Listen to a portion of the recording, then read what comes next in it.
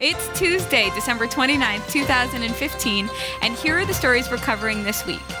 Elon Musk says he now knows when the safe, fully autonomous self-driving car will arrive.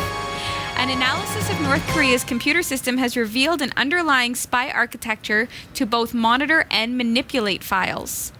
A Ukrainian startup says that they've solved long-range wireless charging with their new technology, which is loosely based on how the old crystal radio works. A mysterious collector has opened the world's largest private Apple exhibition in Prague.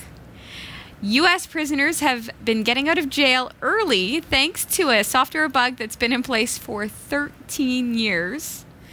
And a botnet attack powered by a vulnerability in Ethera modems is hitting WordPress websites. These stories are coming right up. Don't go anywhere. You've got mad skills. Now hone them. Learn new skills or improve your existing ones with online video tutorials and training from lynda.com through our special link at cat5.tv/Lynda. Learn software, technology, creative, and business skills you can use today to help you achieve your professional goals. Join today and start learning. We'll give you this chance to try it absolutely free with unlimited access to all of the courses. Sign up now for free, cat5.tv/Lynda. I'm Sasha Dirmeitis, and here are the top stories from the Category 5.tv newsroom. A variety of automakers have begun selling semi-autonomous vehicles, but you'll have to wait probably 5 years to buy a fully autonomous one, the kind that can drive you anywhere while you read a book behind the wheel. At least that's what many car companies are predicting. Tesla Motors CEO Elon Musk, on the other hand, believes his company's fully autonomous cars will arrive in just a few years. Regulations allowing them on the road could take between 1 to 5 years, depending on jurisdictions, he predicts. That's yet another notch down in Musk's ever-shortening timeline. In September, he told Danish news site Borsen that he expects the company to have self-driving vehicles ready in 3 years. And 1 year before that, the company released a statement projecting that the technology would be completed in 5 or 6 years. This is awesome for him. Musk might not be incorrect. In October, his company became the first automaker to sell semi-autonomous vehicles commercially. But his competitors are being more conservative in their predictions. Ford CEO Mark Fields told Forbes in June that he expects someone to make fully autonomous cars ready for consumer purchase within the next 5 years, but declined to say that Ford would hit that deadline. Japan's Nissan has pegged 2020 as the year it hopes to release the self-driving cars to the masses, as has Toyota. Audi has estimated it would be ready to churn out fully autonomous vehicles by 2025. Google has been testing semi-autonomous and fully autonomous vehicles for years, and it hopes to begin selling fully autonomous vehicles in 2 to 5 years, perhaps in partnership with Ford. It's possible that the exact dates are irrelevant. Car companies must do more than simply build the technology behind the fully autonomous driving. They also need to work with governments to set regulations and figure out how to get the vehicles into consumers' garages. Even if Tesla releases the perfect self-driving car before its competitors do, that doesn't mean the vehicles will outsell others. The self-driving car might be closer than it appears, but its popularization remains distant. And I agree. I don't know that I would be comfortable. Would you, Robbie? That's kind of my question for you is, like, would you ride in an autonomous car? Fully autonomous. I would be freaking out a little bit. I wouldn't want it to drive itself in the winter. Does your mom, like, grab at the steering wheel while you're driving? Not anymore. No? She's gotten past that? Yes. I would not want to drive in my owned autonomous car. I wouldn't want to own a piece of technology that's that expensive and also that potentially dangerous. However, I would like somebody else to own it, and I'd love to ride around in it. You know, I wouldn't want to. How much does a car cost? Like, how much would one of those? $1 billion. Like $120,000 probably. Yeah, I don't know how much they're going to cost, but I don't know that the timing is relevant, as you say, but it seems this is the progression of things. The Johnny Cab is coming. My other concern. Yeah. There was an episode of Doctor Who on a while ago. With Tennant, so obviously you're about to say Weeping Angels. No, I'm not. There was an episode with David Tennant where basically these cars were trying to take over the world by driving people into lakes. Okay. That's one of the things that I'm scared about, is it's just going to drive right off the road into a lake or something. I'm not so afraid of an autonomous car. I'm afraid of my autonomous car trying to murder me. Yes. Right. Okay. I could see them being more, I mean, if Isaac Asimov's rules apply to the autonomous car, then would it be safer than a human-driven vehicle? Yes, I trust an autonomous car more than I trust the majority of drivers out there. Like, there are some good drivers. There are so many bad drivers. Couple things. I mean, I'm driving down the highway Christmas night, and there are people driving without their headlights on, and it's pitch black out. Right. And things like that, like driver error that is stupid. Right. And accidental, I'm sure. Yeah, well, that's the thing. I wouldn't want to own a car that's safer than all the rest of the cars and then have somebody else hit it, right? But would it have better defensive driving capabilities because it's smart, so to speak, and it can see everything at all times? I can't see necessarily in my blind spots if somebody's doing something crazy or swerving or something, but an autonomous car can. But then what can it do? I mean, you're in the confines of your own lane. I'm thinking the program would be... That's where flight comes in. Isn't that next? Robots are going to take over the world. I know it. Just drive into the lake, Sasha. So in like my perfect world, there'll be a new taxi service of autonomous cars, and I won't have to buy the car, but I'll be able to benefit from the technology. We know it's coming.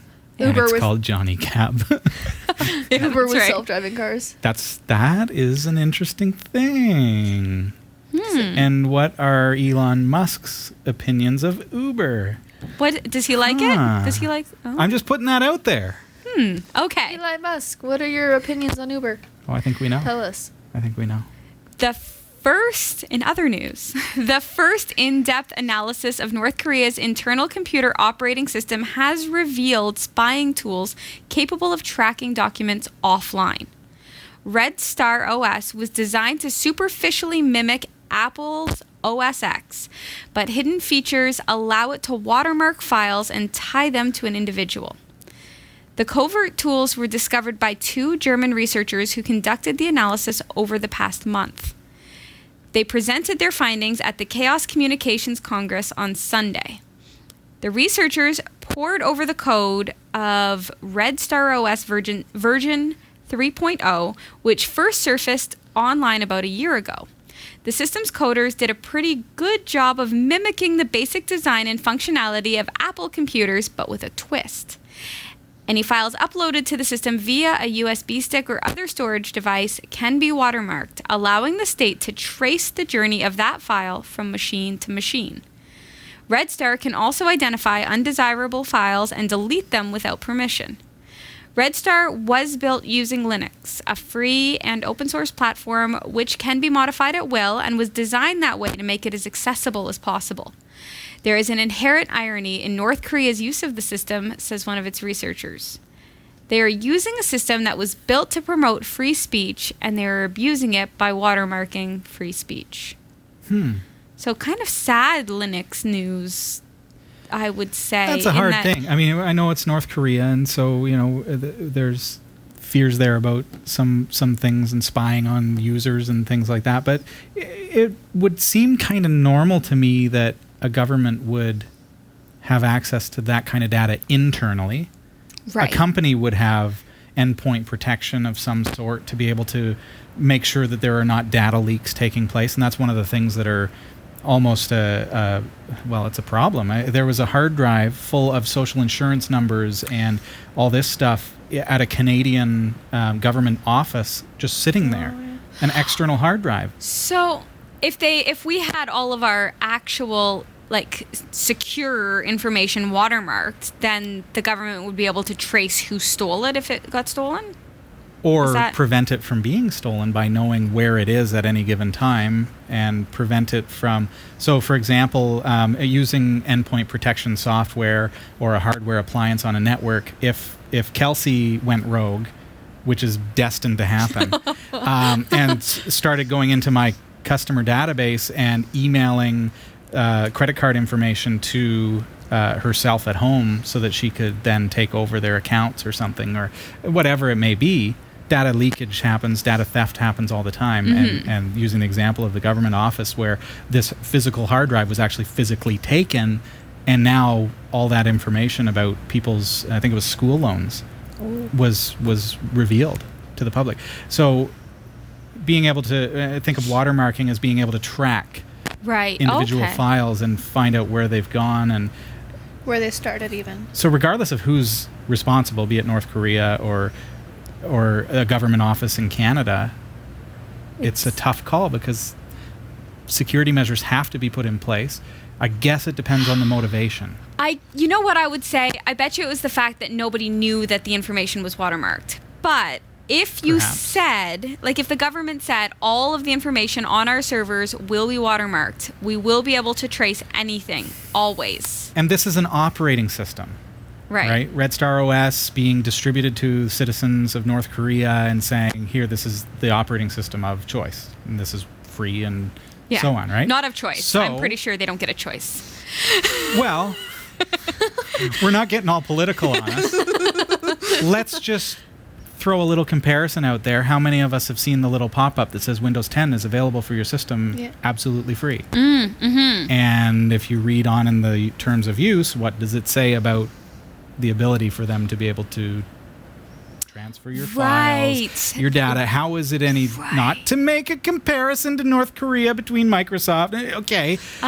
But perhaps media kind of skews things in such a way that we start to finger point and say, hey, they're doing something bad. Well, really, it's happening under our own noses as well. I'm picking up what you're laying down, or reading your mail, if you will. Hey. All right. Wireless chargers using standards like Qi, which is spelt QI, which is a Chinese word for natural energy, have been on the market for a while. IKEA even includes them in some of its furniture these days. So these are the furniture pieces that you just put your phone on top of the dresser. I've seen the commercials, yeah. Yeah. But if you think about it, there's not that much difference between a wired and wireless charging of this kind. After all, the charger still needs to be plugged into a wall socket, and you still need to leave your phone in a designated place to charge. What would be a significant improvement, however, is charging a smartphone just by hanging around in the same room as a wireless charger. So Z, a Ukrainian startup working in a semi-stealth mode since 2014, claims to have found a safe and reliable way to transfer electricity to a device up to 5 meters or 16 feet away. Oh. Awesome. The commercial version of the technology will consist of a base charging station of about 15 by 15 by 40 centimeters and a 3 millimeter thick smartphone case. The current version isn't as compact as it will become. The antenna and a buffer battery sit in a 3D printed cradle, while the transmitter is contained in a large black box. It can take up to 20 seconds for the charging to start after the transmitter is powered on. That's the time needed for the buffer battery to build up a head of steam. The project began as a curious thought in the brain of startup's founder, Ivan Chuba. Could a smartphone be powered like an old crystal radio? The idea of a crystal radio was simple. With just a coil of copper wire, antenna, capacitor, and crystal detector, and high impedance earphones, and no additional power, you can listen to some radio stations, although the sound level is very weak. What Z claims to have done is build an efficient combination of a transmitter and receiver so that the power passed along could be used to charge the buffer battery. Z's team of 8 people based in Ukraine, Poland, and the UK have spent more than a year looking for the most efficient configuration for such a system. The main breakthrough we've achieved is the antenna, Chuba said. On our working frequency, which is in the SW band, you'll normally need a large antenna to receive the signal and pass it to the converter. We have built an antenna capable of doing this that can be housed in an iPhone 6 or 6S case. The team is currently working on a new prototype so that it can take to the SVOD Europe conference in Dublin in January. From there, the prototype will be sent to a certification center in the UK in order to receive the necessary documents to start mass production. That's Wow. close. That's soon. We're already there. Initially, Z will offer cases for iPhone 6 and 6S, but in the future, the startup plans to widen the range. The idea is to license the technology to establish case vendors. This is great. This is the sort of news story where I can picture you could go onto a plane and by the time you land, everybody's phone would be charged. Right? Sure. I love that they're licensing the technology rather than trying to be the end all be all by our case. So Right. if they say, okay, Samsung, if you would like to implement this technology, and hey, let's also implement transmitters at every railway station and bus stop and everywhere Right. else. But on I was- buses even. Yeah. So I was thinking earlier when I was reading the stories that if they had the ability to modify pacemakers and little things that need constant like ear what are they called, hearing aids, Hearing aids, yeah. right? So that you just automatically kind of get juiced up anywhere you go. My immediate thought is, okay, for a medical device like a pacemaker or something that my life is relying on this, I would be afraid to implement that. But if it was a secondary measure or just a charging mechanism, so if I Right. had a full day's worth of battery in my pacemaker and was able to charge it wirelessly by entering my Right. house. Right, sort of going like to a sleep. like a backup, right? You think about Sure. people.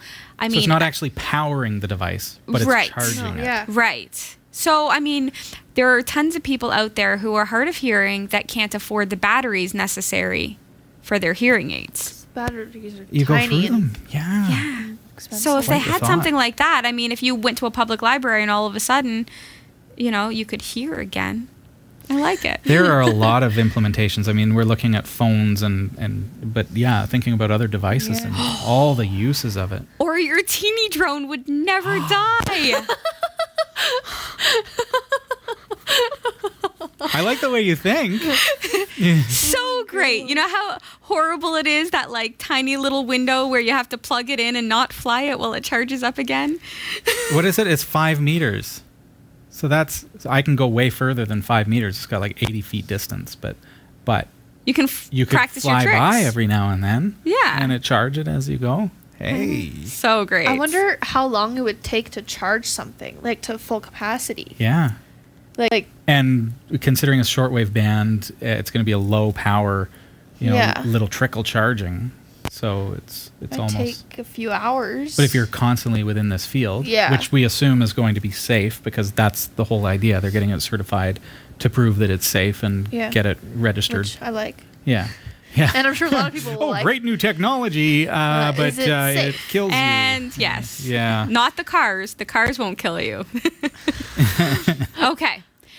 Although the official Apple Store is yet to come to the capital of the Czech Republic, the city has recently seen the launch of the Apple Museum, which claims to host the largest private exhibition of its kind.